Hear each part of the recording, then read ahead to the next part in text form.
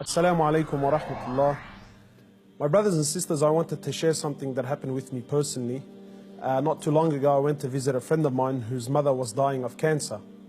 She had been battling cancer for about 5 years, and news came to me that she was on her last days. So I went to visit the brother, and as I sat down with him, he was explaining to me that his mother is going through that state of sakarat al-maut, conscious and unconscious, and that the cancer was really starting to spread all over. So as I sat with this friend of mine and we were talking, his eyes teared up. So I assumed that because his mother's dying, and so I tried to comfort him, and I said to him, look, you know, this is natural in life. And he said to me, I'm not crying because she's leaving. And of course I am upset, but that's not why I'm crying. I said, then why are you upset? He said, I'm upset because all my life I've never thanked my mother for what she's done.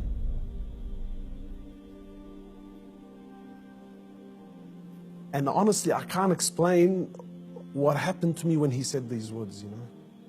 He said, all my life, I've never once in my life said thank you to my mum. He said, and now that she's sitting in the next room and she's alive, but she's conscious and unconscious, and even if I spoke to her, she's not going to be able to understand or comprehend the words that I'm saying. And wallahi, my brothers and sisters, this really affected me. That all his life, you know, all of our lives, for those of us who are fortunate enough that their mothers are still around, you know. My mum has been there all my life, never failed me once, and never once have I ever come to her and just said thank you.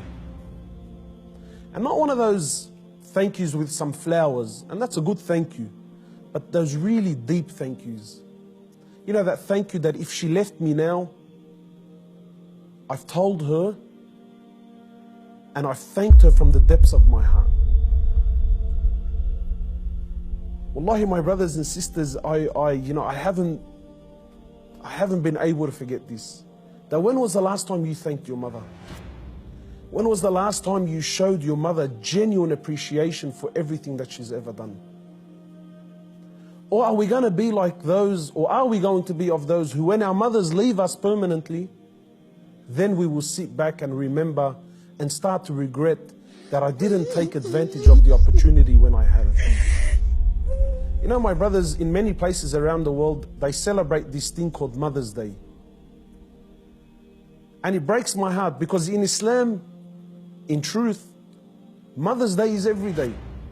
We don't single out one day of the year to say, oh, Mum, look, I remembered you today.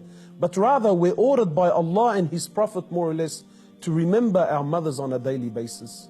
A man came to the Prophet of Allah and he says to him, O Prophet of Allah, and many of us get this hadith wrong. He says, O Prophet of Allah, who is most deserving of my kind treatment? He says to him, your mother. He says, then whom? He said to him, your mother. He said to him, then whom?